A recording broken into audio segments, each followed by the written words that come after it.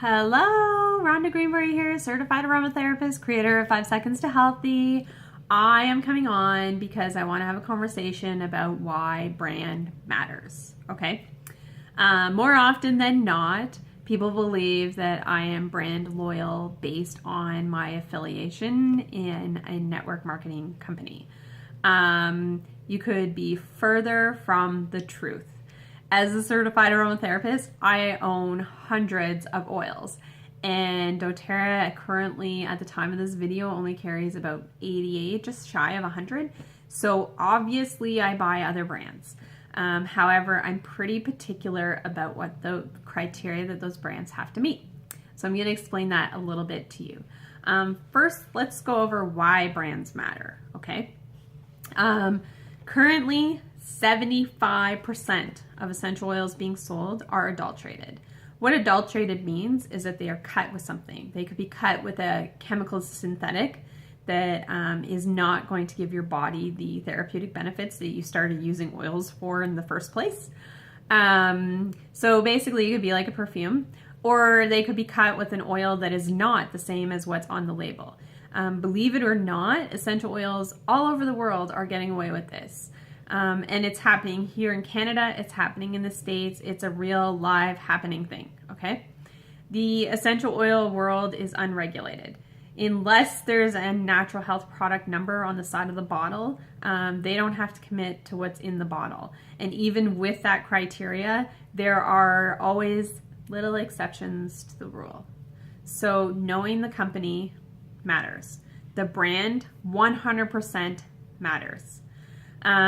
There are no standards in the essential oil industry or the skincare industry for that matter. So when you walk into a store and you buy essential oils, most of the stores place them next to the skincare because legislatively they're covered and there's very little that has changed since the 60s. So they're covered under the skincare legislation, okay?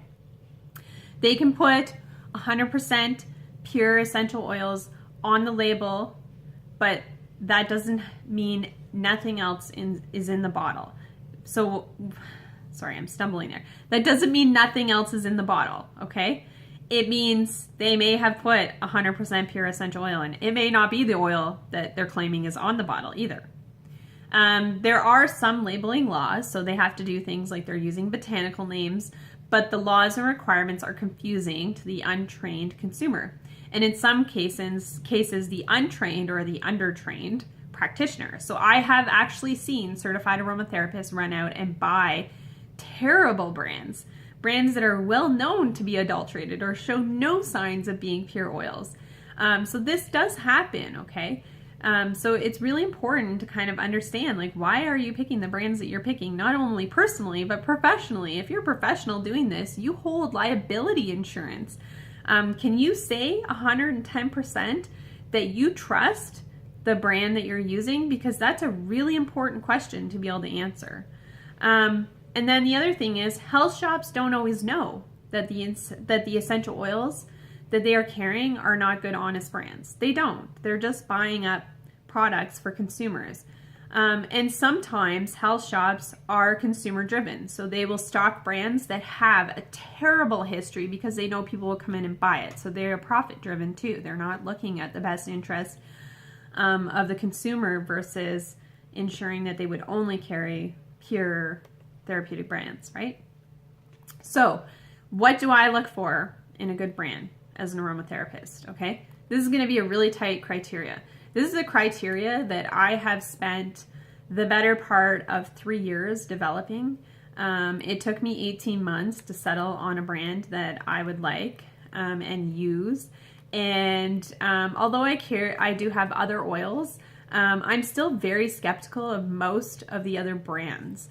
Sometimes I'll still get an oil to try it, but to be honest, I'm not going to recommend any other brand at this point.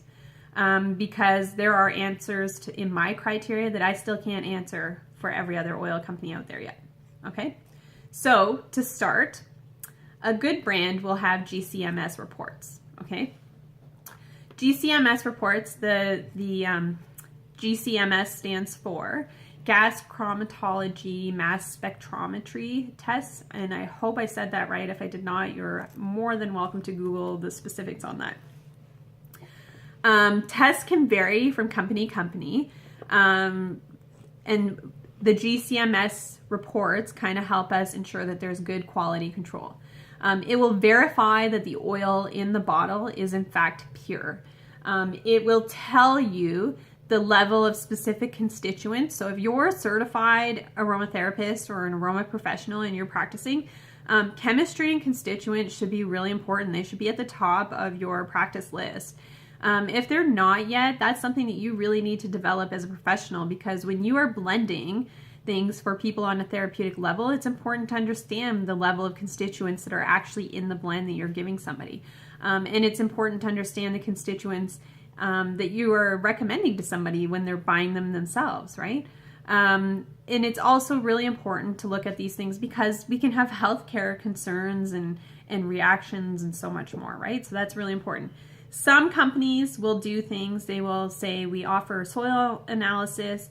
They'll have non-third party testing facilities, which makes me a little bit skeptical. So why are they internally testing when it's a benefit to them to have a positive test, right? We want something that's a little bit less biased. And then some companies just trust their source and they relabel a bottle. So it can be very confusing, okay? So that's the number one criteria, GCMS reports, okay? Point number 2, price matters, okay? Pure essential oils cost money. They cost real money. Not $8 for every oil, and any oil for that matter would probably not cost $8. To give you an example, 5 milliliters, that would be the equivalent as 1 teaspoon of rose essential oil. Comes from a 1 foot by 1 foot cube box, or 10,000 petals, or 5 dozen, which is 60 roses, to make a single drop, okay? 60 roses to make a single drop.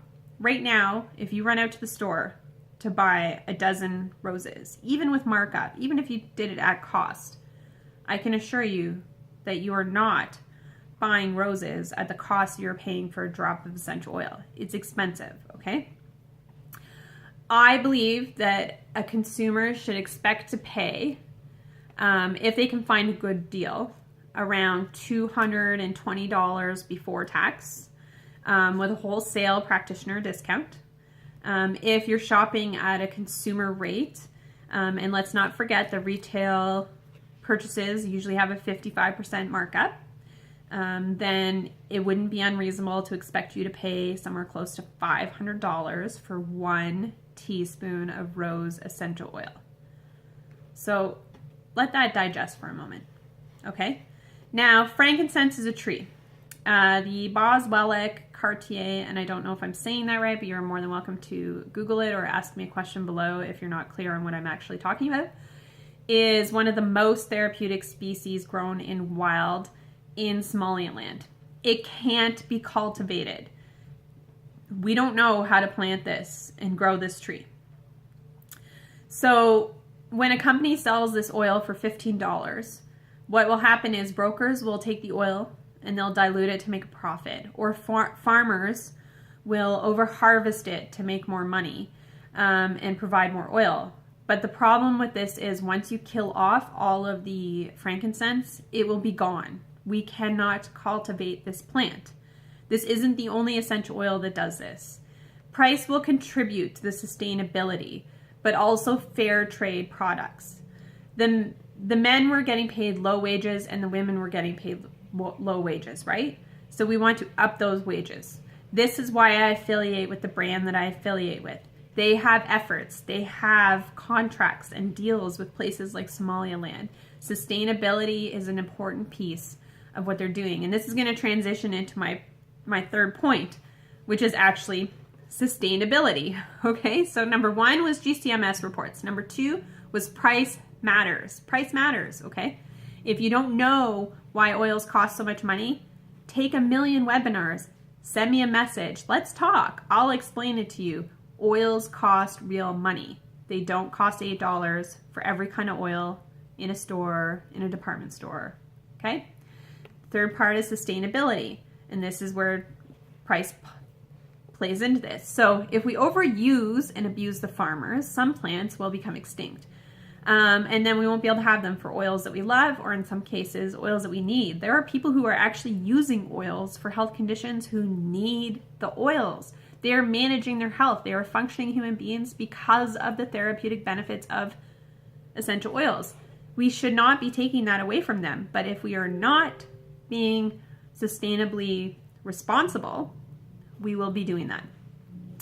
The International Union for Conservation of Nature and Natural Resources is responsible for providing permits to companies to source otherwise endangered plants. So understanding how or why a company would be using a plant on that list is really important. It can reveal legal or illegal aspects in the practices of that company. It can also reveal honesty because of those practices. It can also explain why a company would choose to have a permit and harvest an endangered plant. Some companies have sustainability plans that not only save the plant, but contribute considerably back to the country's financial wealth by providing jobs and other sources of income. So sustainability is really important, okay? So now I'm going on to point number 4, okay? Sourcing. The best oils don't come from somewhere local. Unless you live in that local region where that one particular oil gives you the best oil.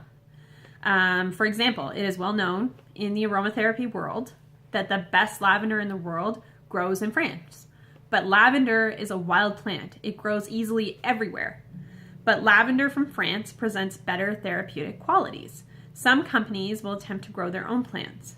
If the plant is growing somewhere that is not its natural environment, it has to be altered. It presents different chemical constituents, and so the oil it produces may not be as superior or effective. For this reason, oils should be sourced from all over the world. With that in mind, the impact of sourcing oils all over the world has to be considered.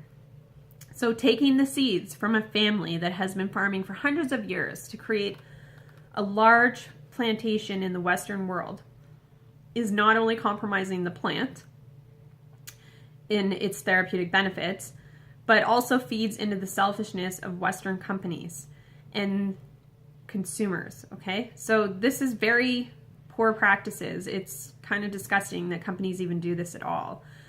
So if your company is making those types of claims, I suggest you dive in a little bit deeper about how they could manage that, okay? Essential oils and plant are all energetic in nature.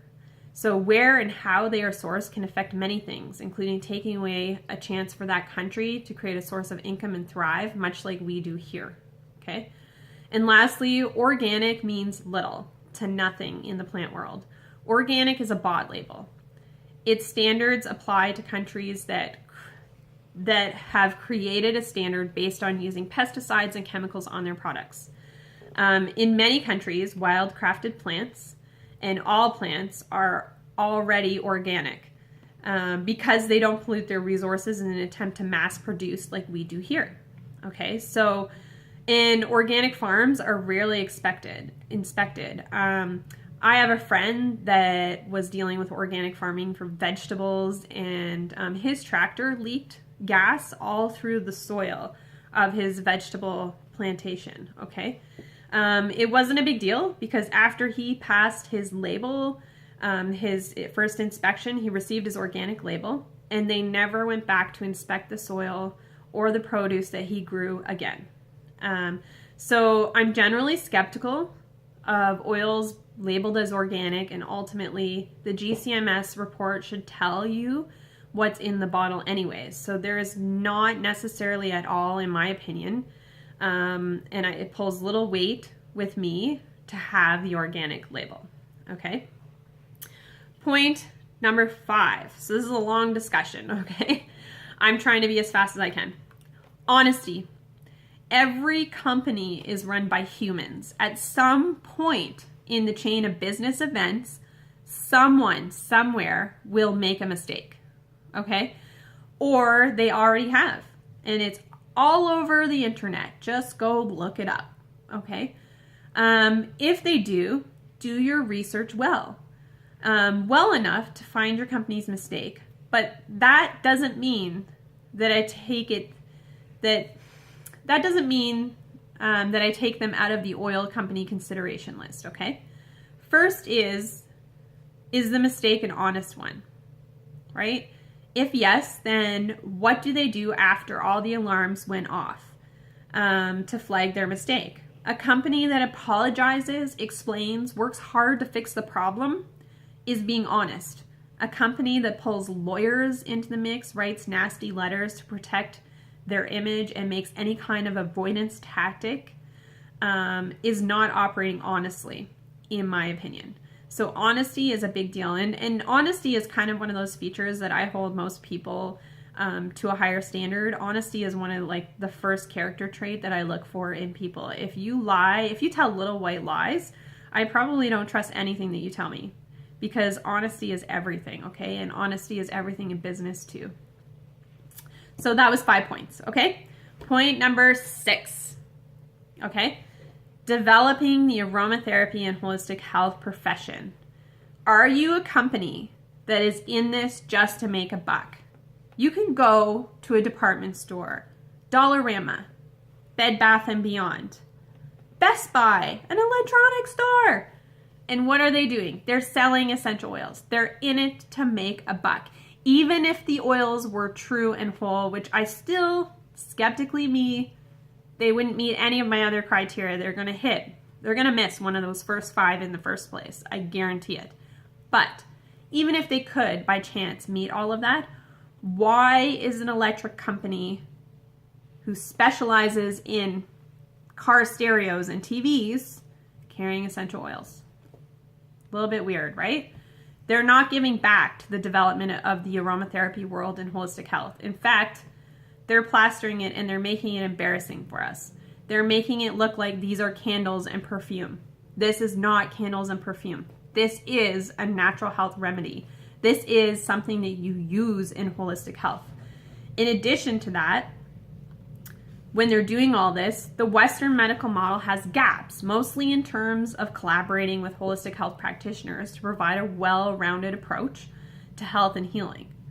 Both methods have a positive purpose and good intentions, but both models lack the other for a complete approach. A company that is serious about their product and the industry would be an active member in developing the holistic health industry. So is your brand doing something about that? Because that's a question that you need to ask. And especially if you're a certified aromatherapist. Is your brand giving back to this? I'm not talking about running a tiny little webinar that is just for certified aromatherapists or the public to get them to buy your product. What are they doing to actually develop the industry? What are they doing to help us in the health world? Okay. Number 7. So I can't count. 7 is charity. Every company knows. Get into charity. It's free marketing. It's giving back. It's awesome. Do charity, okay? It's an attempt to do something on a heartfelt level, but it's also an advertising tool. So depending on the size of the company, the charitable events and the initiatives usually reflect what the company is willing to put in and what the consumers of that company's products are willing to do. But we also know that many charities take a salary cut. This is huge. Think about it. And they make an expense claim that cuts into those charitable donations. In fact, one of the most despised charities does exactly that. There are salaries. You can go look them up. I'm not going to plaster bad charitable names on here. That's not what I'm here for. But honestly, go Google any of the top charities out there and you will find out there's an overhead cost to everyone. The best companies know that the charitable donations that go into these charities go to the charities. So a really good company will pay their own way. They don't have an overhead cost. The charitable donations that company is giving in or that the consumers of that product are giving in goes 100% to that. That speaks volumes to me because they could have easily hired somebody with a salary to head charitable events and bring more awareness to the charity, but also focus on actually creating more marketing initiatives for the company and bringing more positive aspects, right? This is taught in business schools. It's well known. It's just a method of marketing. So is this company using charities as a marketing ploy, or is this company actually giving back to those charities? Those are questions that I like to ask. So those are my 7 criteria. So to sum them up, GCMS reports. What's in the bottle? And learn how to read those reports. If you're buying oils, figure that out, or at least work with a professional who knows how to read those oils or read those reports. Price matters, 100% price matters. Sustainability, right? And those two kind of tie into each other, as I explained. Sourcing, where are your oils coming from? Is your company claiming to grow 1 million farms of their oils? Because that's weird, okay? Number 5, honesty. Best character trait of any human being ever. Are you honest? Be honest. That's all. Number 6, developing the holistic aromatherapy health realm. And number 7, charities. Are you doing charities? Why are you doing them? And let's look at that, okay? Any questions or comments, let me know, and I'd be happy to discuss this further. All right, take care, guys. Bye.